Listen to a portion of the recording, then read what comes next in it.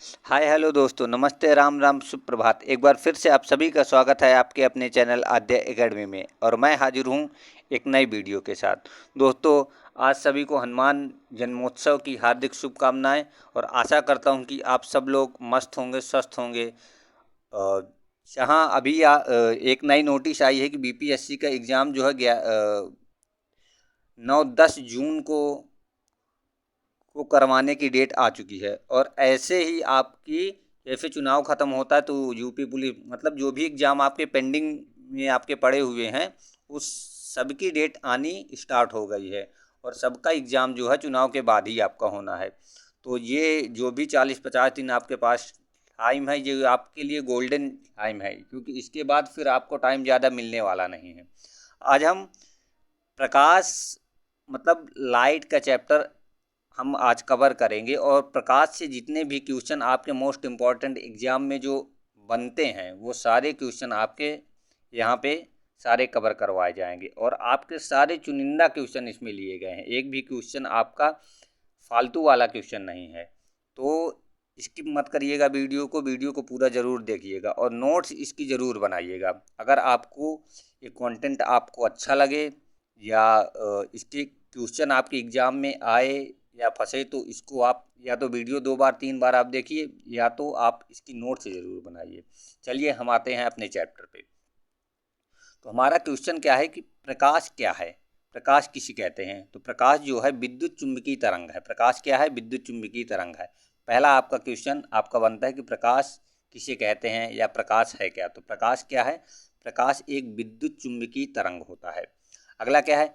प्रकाश को चलने के लिए किसी माध्यम की आवश्यकता नहीं होती है। प्रकाश को चलने के लिए किसी भी माध्यम की आवश्यकता नहीं होती है।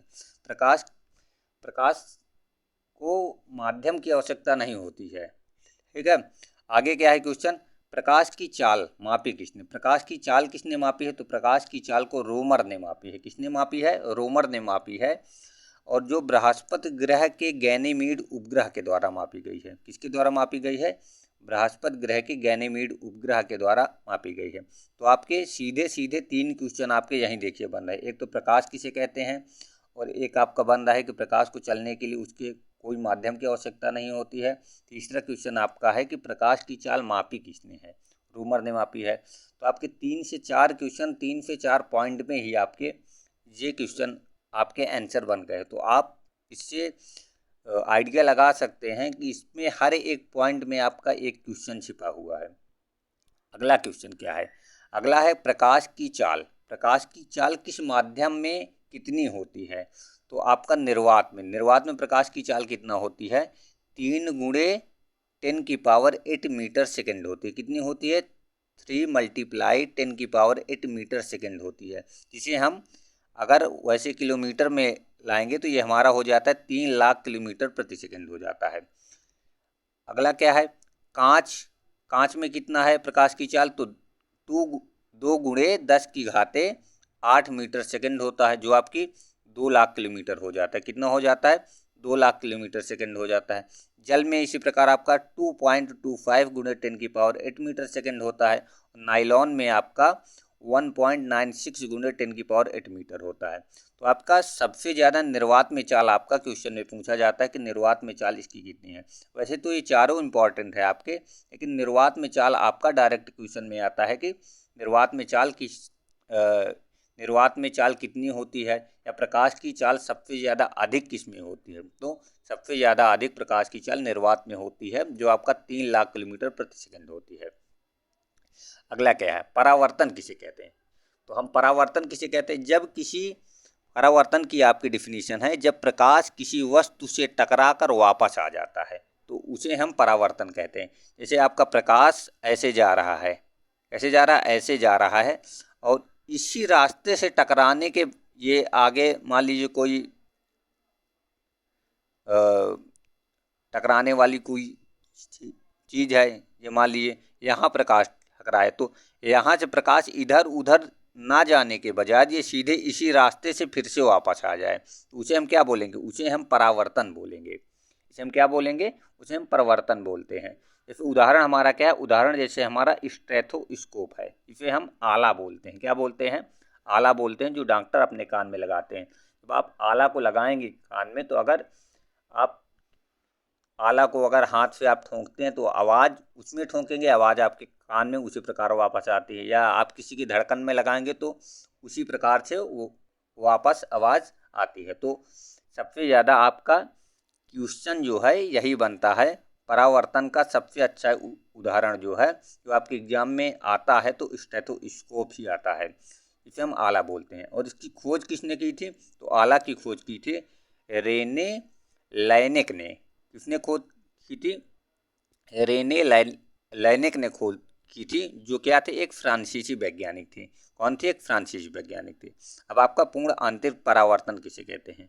तो पूर्ण आंतरिक परावर्तन है जब प्रकाश किसी से टकरा करके, किसी से मतलब किसी माध्यम से टकरा करके 90 डिग्री का कोण बनाए। कितने का कोण बनाए? 90 डिग्री का कोण बनाए, तो पूर्ण आंतरिक परावर्तन होती है। तो उसे हम पूर्ण आंतरिक परावर्तन कहते हैं। इसमें विशेष चमक होती है।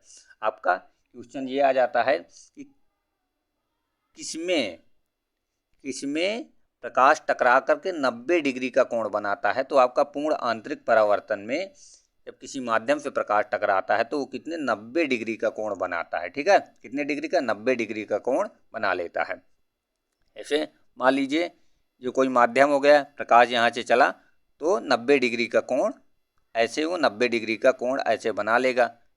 ठीक है, अब इसके उदाहरण क्या? अब उदाहरण आपके एग्जाम्पल, इसमें से ज़्यादातर आपके थ्योरी से क्वेश्चन नहीं आते हैं, ज़्यादातर एग्जाम्पल से क्वेश्चन आपके पूछे जाते हैं कि पूर्ण आंतरिक परावर्तन का एग्जाम्पल कौन सा है, या किसमें पूर्ण आंतरिक परावर्तन होता है। तो आपके एग्जाम्पल को ज़्यादा रटना है, थ्योरी तो आपको समझाने के लिए है। तो उदाहरण इसका है, उदाहरण जैसे आपका हीरे का चमकना। हीरे का चमकना आपका पूर्ण आंतरिक परावर्तन का उदाहरण हो गया। रेत का चमकना, जिसे मृगमारीचिका हम कहते हैं। रेत का चमकना, जिसे हम क्या कहते हैं? इसको हम मृगमारीचिका के नाम से भी जानते हैं।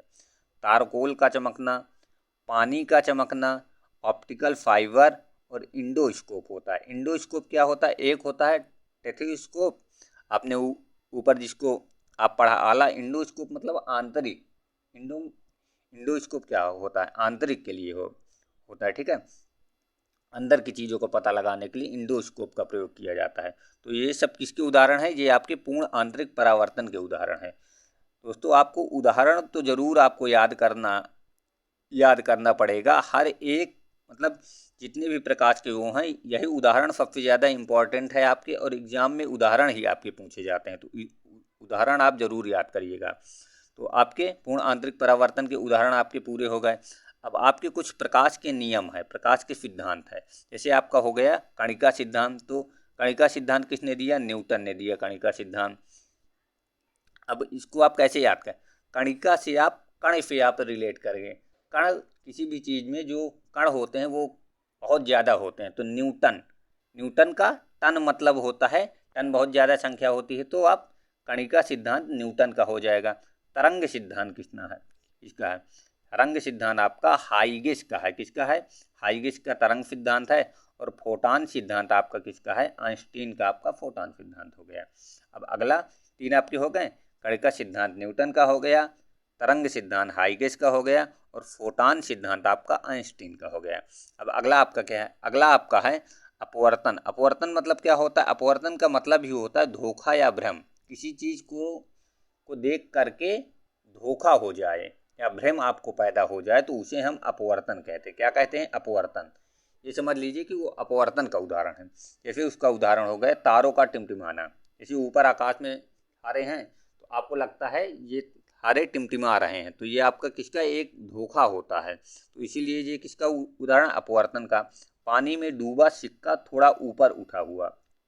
आप एक गिलास में पानी लीजिए या एक बाल्टी में पानी, उसमें आप एक सिक्का डाल दीजिए, तो आपको ऐसा प्रतीत लगेगा कि सिक्का जो है थोड़ा तल से ऊपर उठा हुआ है। तो ये आपका किसका उदाहरण हो गया? अपवर्तन का उदाहरण हो गया। पानी में डूबी छड़ का टेढ़ी मेढ़ी दिखना।